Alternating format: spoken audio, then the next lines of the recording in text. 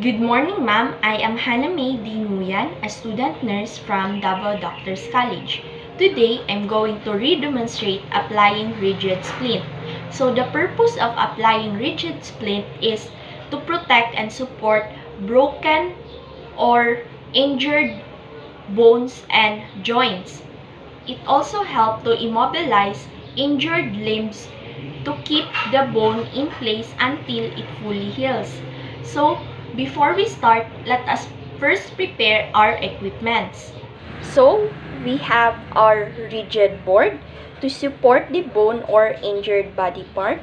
Secondly, we have our two triangular bandage. And lastly, we have our gloves to prevent blood from getting to our skin. So next is check if the scene is safe. So check for unusual noise, unusual appearance, unusual sight, and unusual odor.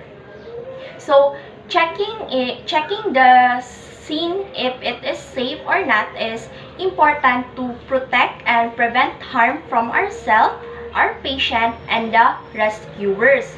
So let's check it.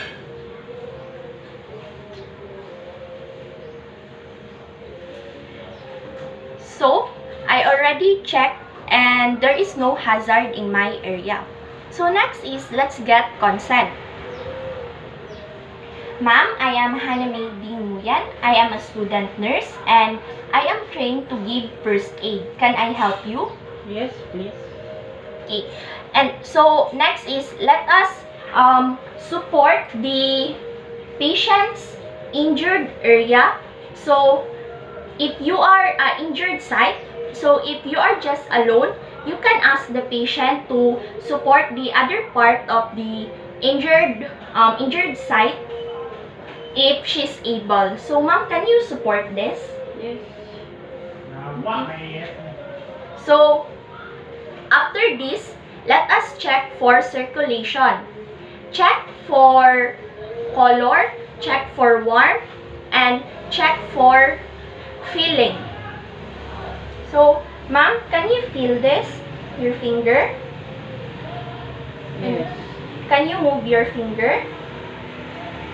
So, while checking, so the patient can move her hand and can also feel my touch. So, while checking for warmth, let us check for pulse. So the patient pulse is good. So checking, and let's also check for color.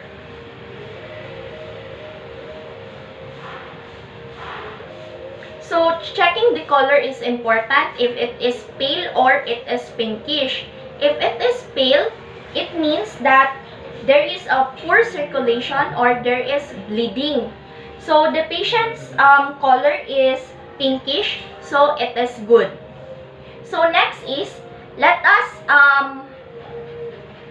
support the patient's injured site or injured part with appropriate rigid board size. So it is in support here, ma'am.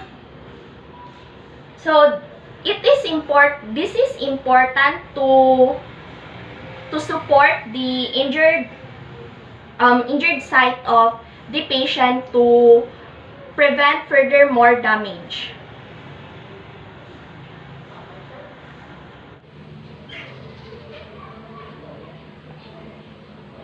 So next is secure bandages.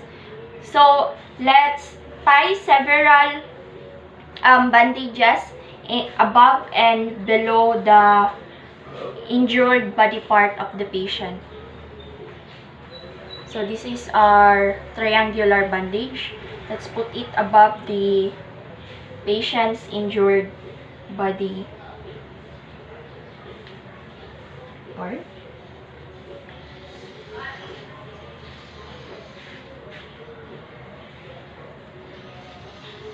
So let's tie the knot in the side of the splint so that we will not impede the circulation of the blood.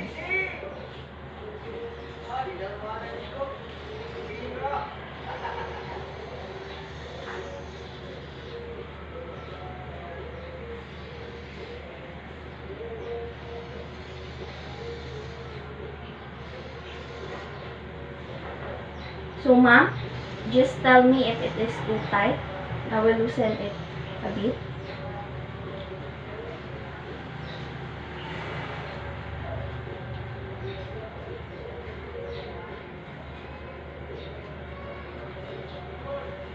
And then next, you can ask the patient to support the other side of the injured body part.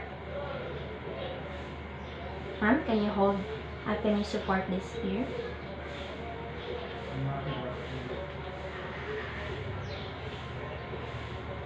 So I'm putting the second triangular bandage.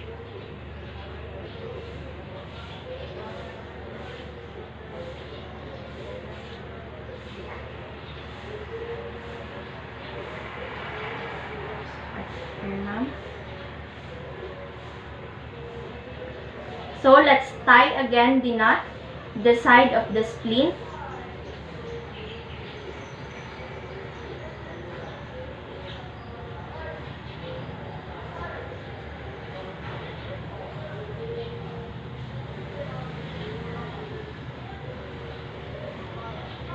So here. So after securing the bandage, let us not forget to recheck again for circulation. So ma'am, can you move your fingers?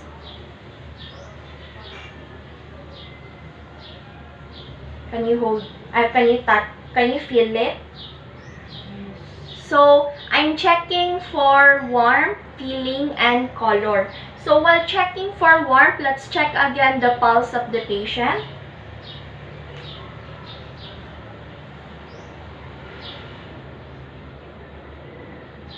So the patient pulse is good. Then let's check for color. So the patient's color is pinkish, so it is good.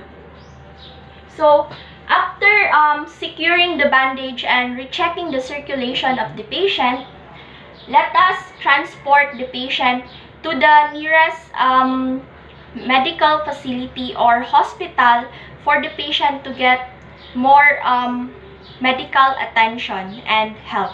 So that is all for my applying rigid splint redemonstration. Thank you.